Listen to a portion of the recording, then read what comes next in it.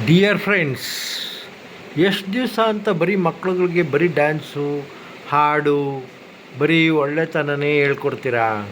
ತುಂಬ ಒಳ್ಳೆತನ ಆಗ್ಬಿಟ್ರೂ ಪ್ರಪಂಚ ನಿಮ್ಮನ್ನು ಬಿಡೋದಿಲ್ಲ, ತುಂಬ ಪ್ರಾಬ್ಲಮ್ ಕೊಡ್ತದೆ.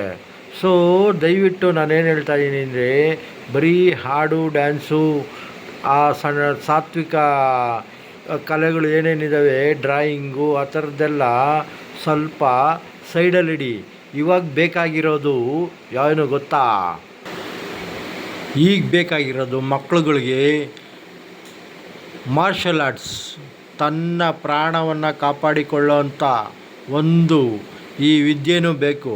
ಈ ವಿದ್ಯೆ ಕಲಿಯೋದ್ರಿಂದ ಏನಾಗುತ್ತೆ ಅಂದರೆ, ಮನಸ್ಸಿಗೆ ಧೈರ್ಯ ಬರುತ್ತೆ, ಜೊತೆಗೆ ತನ್ನನ್ನು ತಾನು ರಕ್ಷಿಸ್ಕೊಳ್ಳೋವಂಥ ಒಂದು ಚಾಕಚಕ್ಯತೆಯೂ ಸಿಗುತ್ತೆ.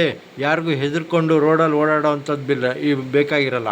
ನಾವೆಷ್ಟೋ ಇದರಲ್ಲಿ ಯೂಟ್ಯೂಬ್ನಲ್ಲಿ ಫೇಸ್ಬುಕ್ಕಲ್ಲಿ ನೋಡ್ತೀವಿ, ಪಾಪ ಹೆಣ್ಮಕ್ಳುಗಳು ತನ್ನ ಆತ್ಮರಕ್ಷಣೆ ಮಾಡ್ಕೊಳಕ್ಕಾಗ್ದಿರ ತುಂಬ ಒದ್ದಾಡ್ತಾರೆ, ತುಂಬ ಘಾಸಿಗೊಳಗಾಗ್ತಾರೆ. ಸೊ ಇದೆಲ್ಲ ಬೇಕಾ ನಮಗೆ? ಈ ಹಾಡು ಸಾಂಗು, ಈ ಸಾತ್ವಿಕ ಜ್ಞಾನಗಳು ಇರಲಿ, ಅದನ್ನು ಸೈಡಿಗಿಕ್ಕಿ. ಈಗ ಬೇಕಾಗಿರೋದು ಮಾರ್ಷಲ್ ಆರ್ಟ್ಸ್.